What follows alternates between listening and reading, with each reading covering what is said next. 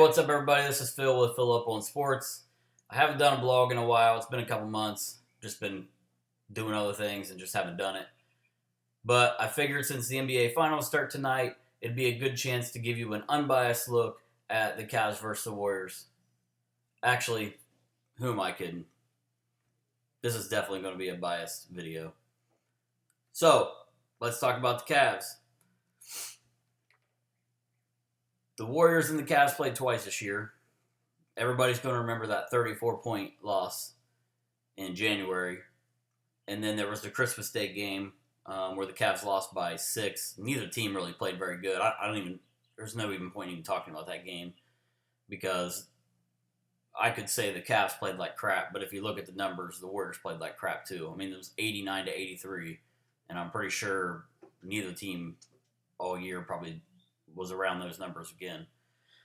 So then you have the January, I think, 18th game where the Warriors go to Cleveland, win by 34 points. The game was never close. They were up by 26 at halftime. I think they won the first and second quarters by 13 points. It was just ugly. The Warriors did everything right. They shot incredible. The Cavs couldn't make anything. If I remember right, maybe LeBron was the only player even in double figures. It was just ugly. So, as a Cavs fan, I think Cavs fans should brace themselves for one of those games in this series. I think there's probably just a game where the Warriors have it clicking and they just beat the crap out of the Cavs. The Cavs don't play very good defense. I try to defend it all the time because they can play good defense. They just don't. So I feel like at some point in this series, there's just going to be a game where the Cavs don't have it going and they just panic a little bit and the Warriors just go off. So if we go back to last year's finals, I really don't want to talk about last year's finals because it seems pointless to talk about. The Cavs were injured, and with Kyrie and Love both being out, and the Cavs played 7 players after Kyrie went out in overtime of Game 1, and Mike Miller was getting like 10 minutes a game. James Jones had a game where he played like 24 minutes. Yes, James Jones and Mike Miller. Iman Shumpert was starting. J.R. Smith couldn't hit the broadside of a barn. They were really bad.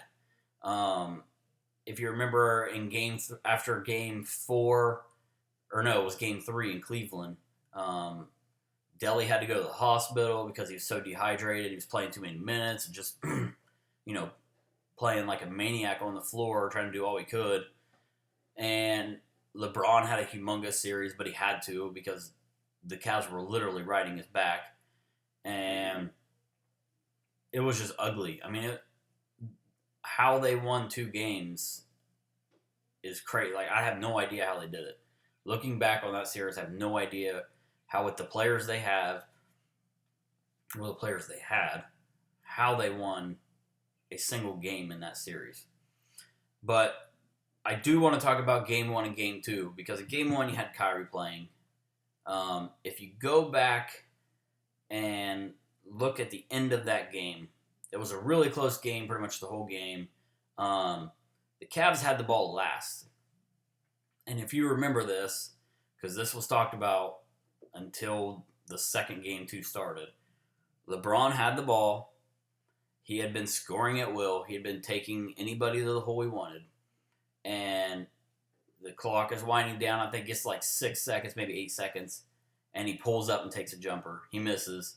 Iman Shumpert gets a rebound. Or maybe somebody else gets a rebound. He gets the ball. He shoots. He misses. They both miss like 20-foot jumpers. And the game goes to overtime.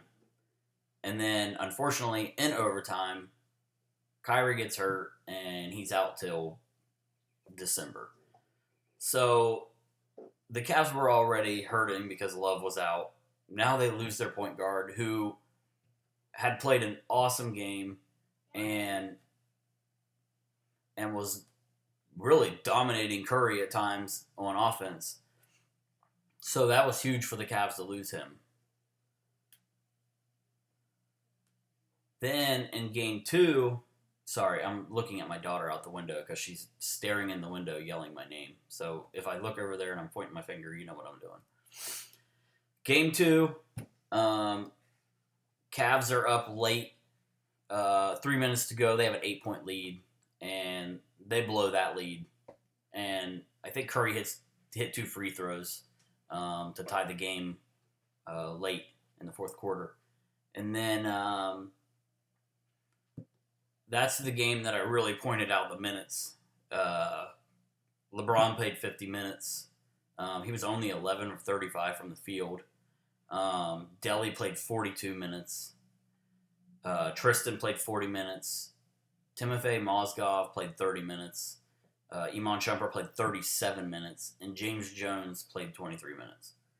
That's crazy if you look at that box score, how the Cavs went into Golden State after losing game one devastatingly and losing Kyrie. They come back in game two, and LeBron plays 50 minutes and misses 24 shots, and they still win. And if you look at that game, so let's look at that game right there. You have LeBron playing 50 minutes, but then after that, you have Delly playing 42. He's not going to play 42 in any game in the series unless Kyrie gets hurt again.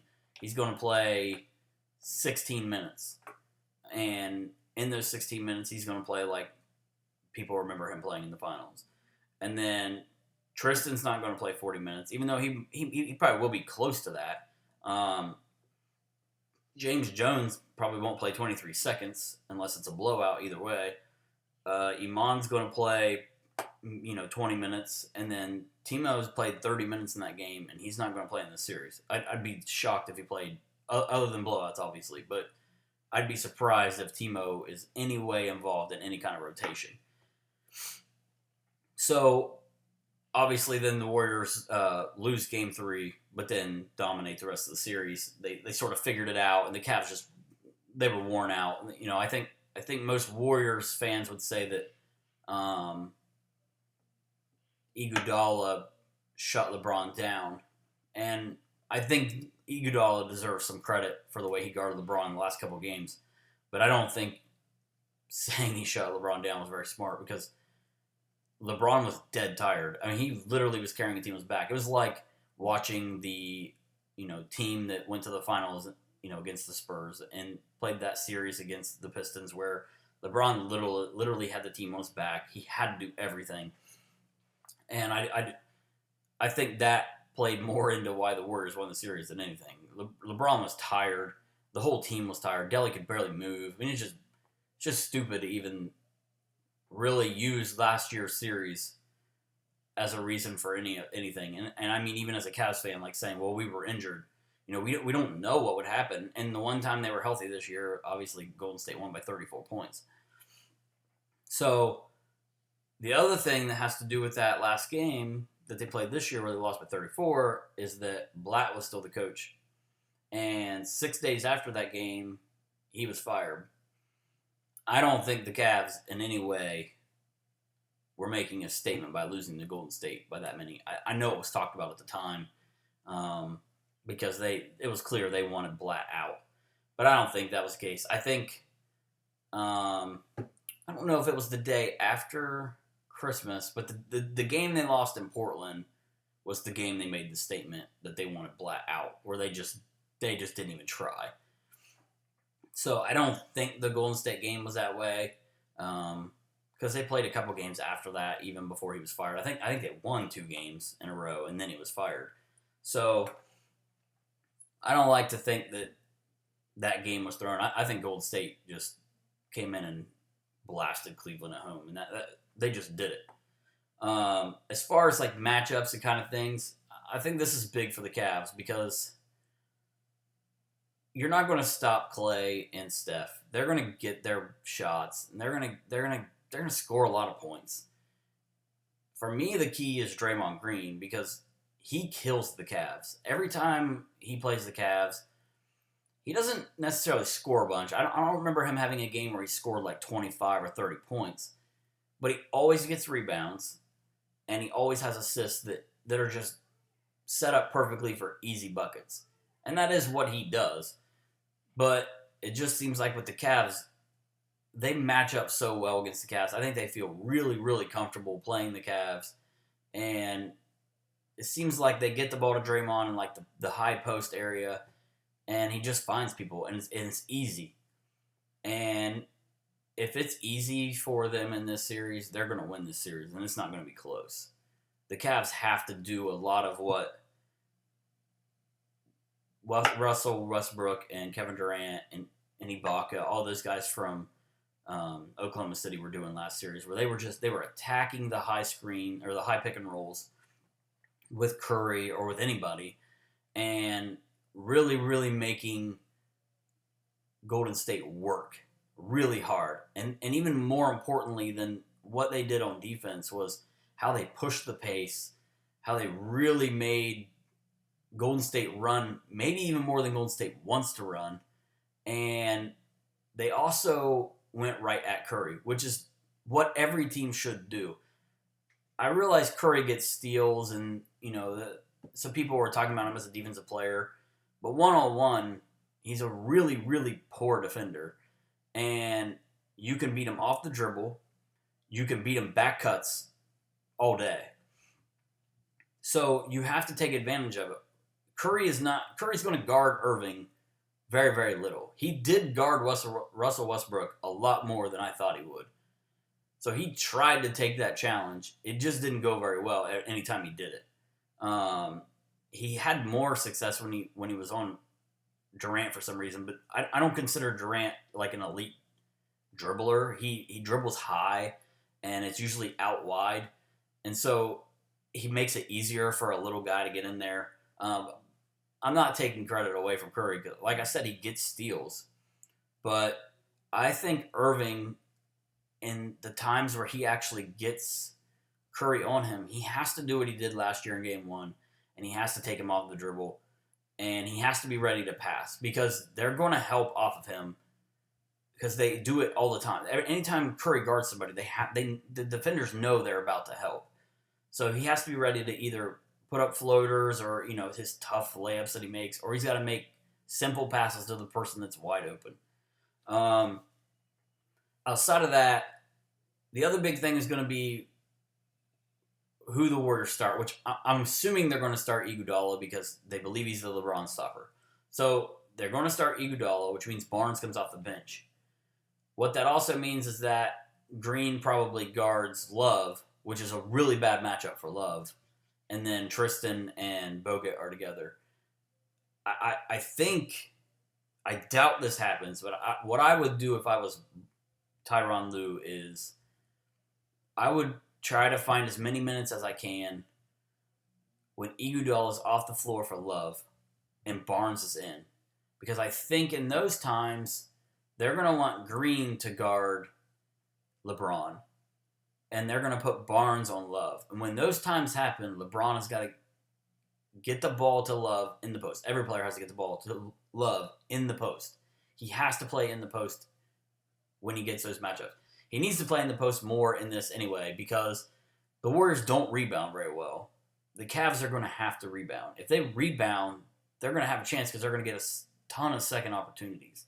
So, again, I think Love has got to stay in the post more in this series. I don't think he's going to. I just don't. I don't expect much from Love in this series. I don't think it's a good matchup for him, and I think we see a lot more of Channing Frye, which I'm okay with. I think he helps spread the floor better than Love, and I think he's probably a better defender than Love too.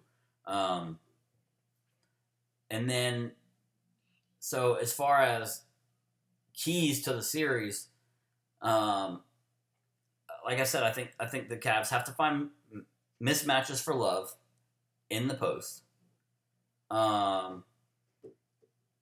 They need to use like back cuts and slipping screens in the pick and roll.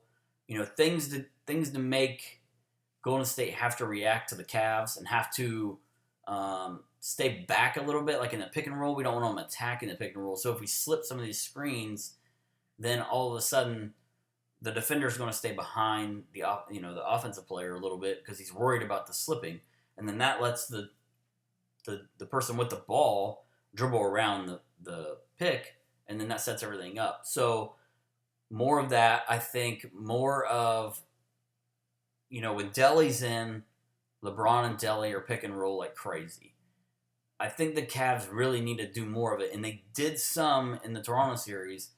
More of that with Kyrie in the game too. Kyrie can play that role in the pick and roll, and he's a more deadly shooter. So they have to actually respect him even more than Delly. But Delly does such a good job in those pick and rolls that it works. But I really think Kyrie could do the same thing. I think they should work that in more. Again, I think attack Curry in the pick and roll when he brings the ball down and they go to set a screen. Whoever comes out, I don't care if it's Tristan or Love, whoever it is, they have to come out, get their hands up, but don't switch it. That's the biggest thing the Cavs do terribly that I absolutely hate as a fan watching the game, is they love to switch the pick and rolls, and that's fine if it's JR, Iman, Delly, LeBron, Kyrie. Those guys are fine, but they switch all the time with Tristan and Love, and neither of those two are going to do anything with Thompson and Curry. It'll be ugly if they switch all these screens, because Thompson is a good rebounder, but he's not guarding anybody one-on-one outside the three-point line. It's definitely not guarding Curry, who's just going to make him look stupid. So I'll be really disappointed if they switch a ton of these screens in the pick and roll with their bigs. If they do, I'll be really disappointed. With Channing, I could see it because he's so long and he's more athletic.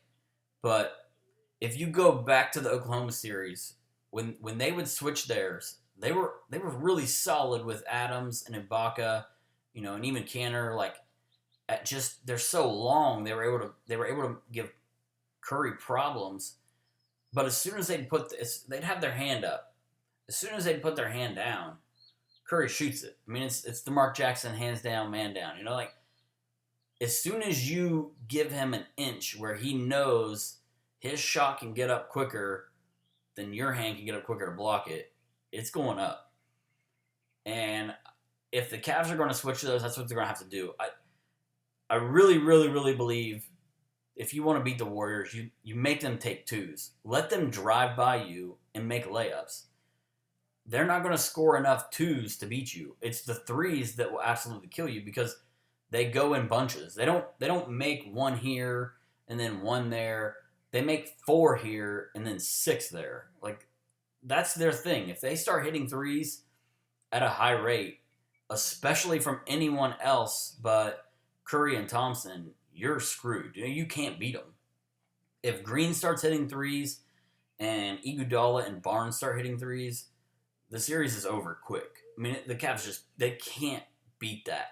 And maybe the worst thing that could have happened to the Cavs is the Atlanta series, because they shot the threes so well that now they literally just want to shoot threes. And when they get cold from 3, they don't stop shooting them. And I realize Lou always says, hey, if we get open looks, we need to take them.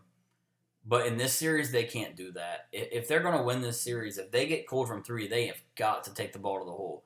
They have too many guys that are good at it. They can get to the line. They've got to take advantage of doing other things than just saying, well, we had good looks, so we took them. I don't care if they get good looks. If they're not going to score them, they're going to have to do something else. Because, again, I'm giving you so many reasons why this series could end quickly, and that's just another one. The Cavs have to play this series perfect almost. The Warriors are really, really good, and I think the Cavs' best hope is that they do hit threes and that they play good defense on Curry and Thompson, and really that nobody else goes off. And I think they also are hoping a little bit that Golden State is definitely roughed up. I don't think Curry's hurt. I think it's bullcrap. I think it's all an excuse from his people, which is his parents and, the other people in his little circle. But I don't think he's hurt. I think he's probably banged up, but welcome to the NBA. You're 190 pounds. That's probably what's going to happen. The problem is, I do think they're a little bit worn out. I mean, if you look at it, 2 days ago, was their first day off after the Oklahoma series.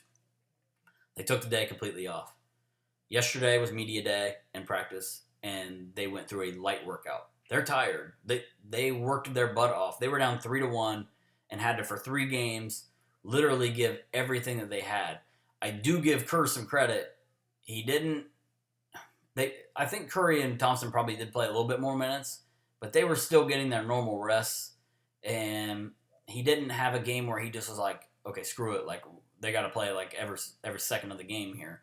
So they did at least get their normal rest, and I think they'll be rested. I think, game 1, they'll be ready to go. But I think the Cavs, if the Cavs can run and make them run, I absolutely believe that Golden State is getting tired. They played the year to beat that record, and they did.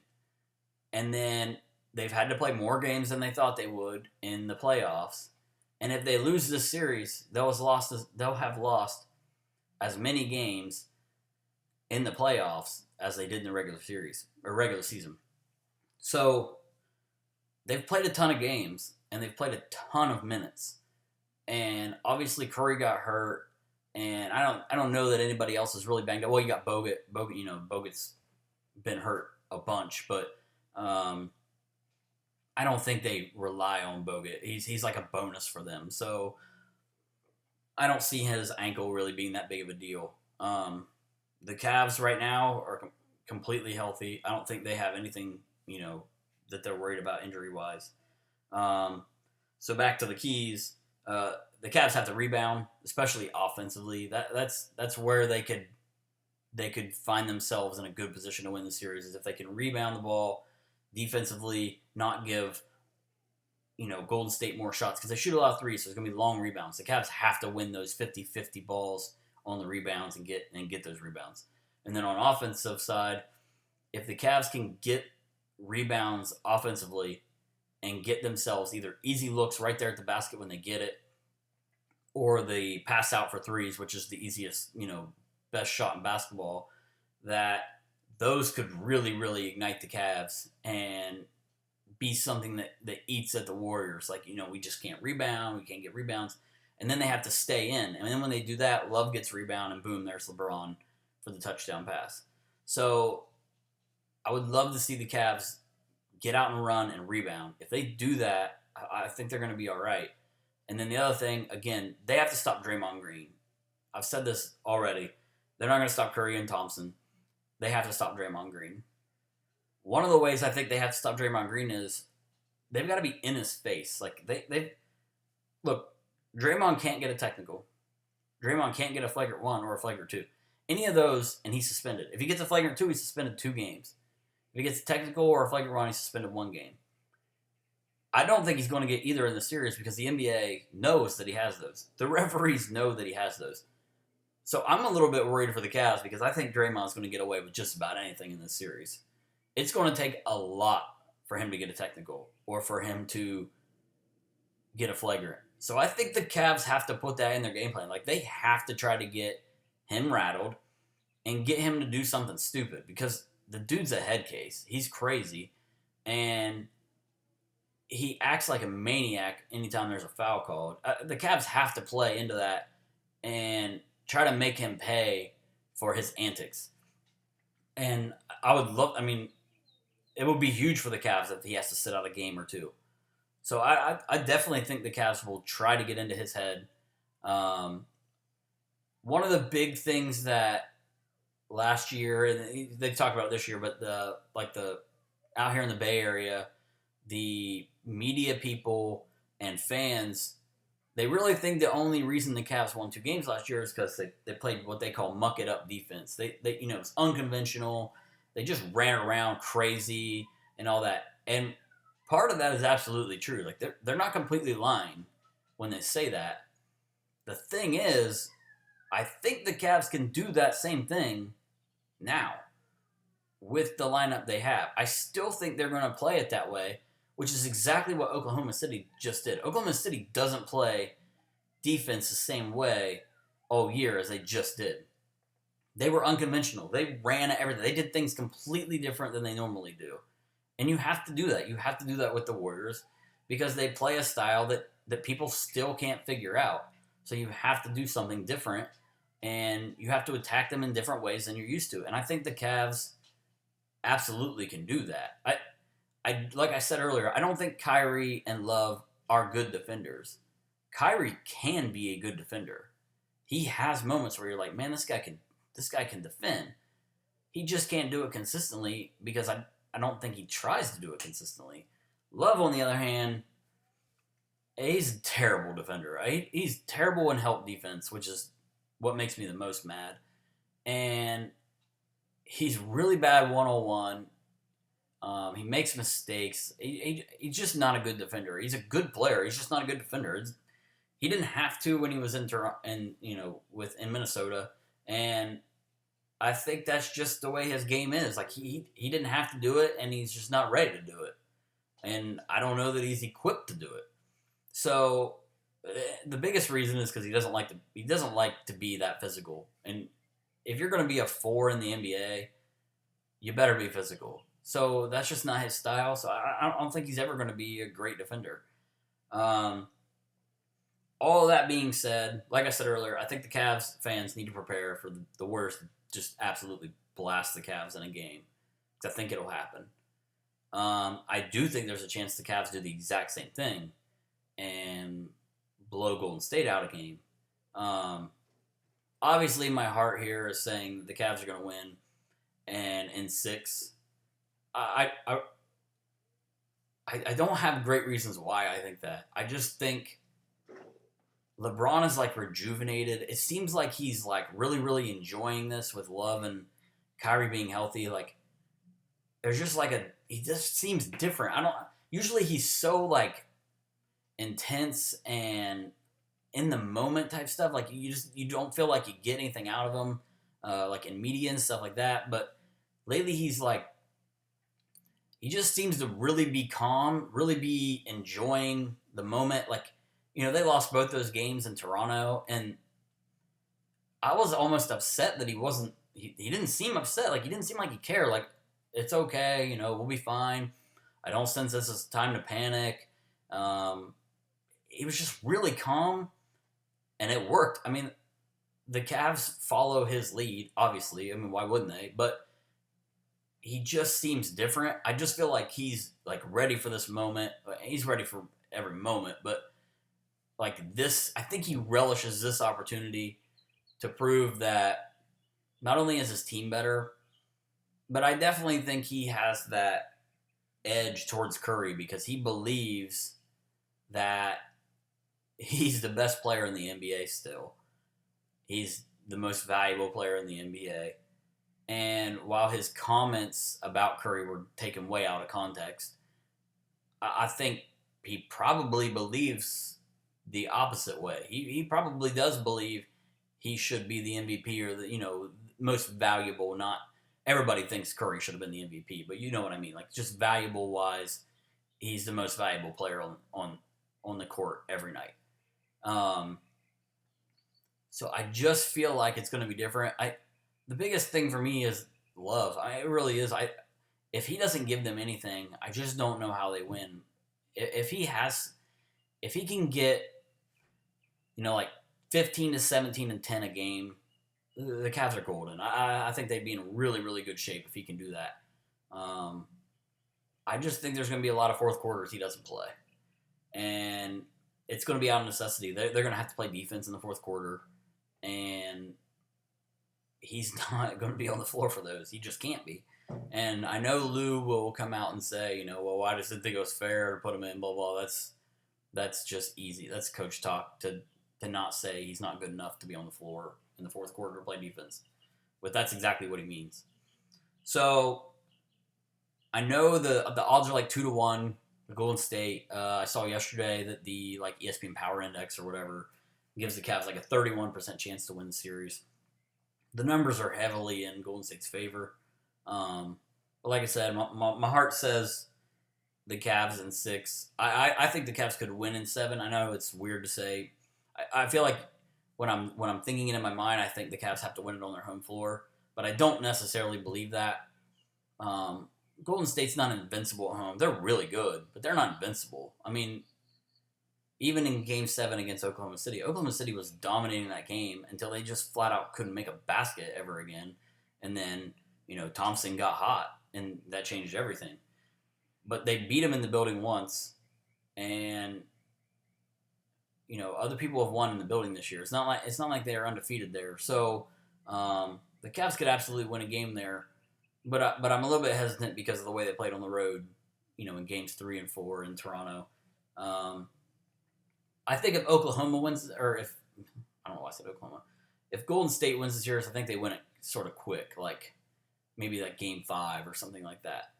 But I think the longer the series goes, I think it favors the Cavs, and so I think the Cavs win it in 6 and win it on their home floor. And if the Cavs win this series, first of all, I'll cry. There's no doubt about it. I will cry like a little girl. And the city of Cleveland, I won't be able to turn the TV off. It'd be insane. The parade, just everything around that city would be crazy. Every single player on that team might get a statue. Like LeBron will be like an all-time god in Cleveland. It's really hard for me to even like picture it. I don't want to because I feel like it's a bad omen. But obviously, as a Cleveland fan, you're so used to losing. I said this yesterday to the guys on my softball team that as a Cavs fan, as a Cleveland fan, you become a pessimist. If you're an optimistic Cleveland fan, like I tip my hat to you because I don't know how you do it. I'm pessimistic anyway, I think, with sports, but with Cleveland, it's like to the max. You just as a Cleveland fan, you just don't know how to expect something good to happen. You just expect the worst to happen at the worst possible time, and that things aren't going to go your way. If the Cavs change that, if the Cavs win this series and win the NBA Finals, the city is going to be on fire. It's going to be crazy. There will be like new jobs. The whole city will just explode with excitement. There will be people that literally will say it's like they can die now. Like they've seen a championship, they can die. They won't care. The 480 bridge will probably have to be guarded. But anyway, so I'm picking Cavs in 6.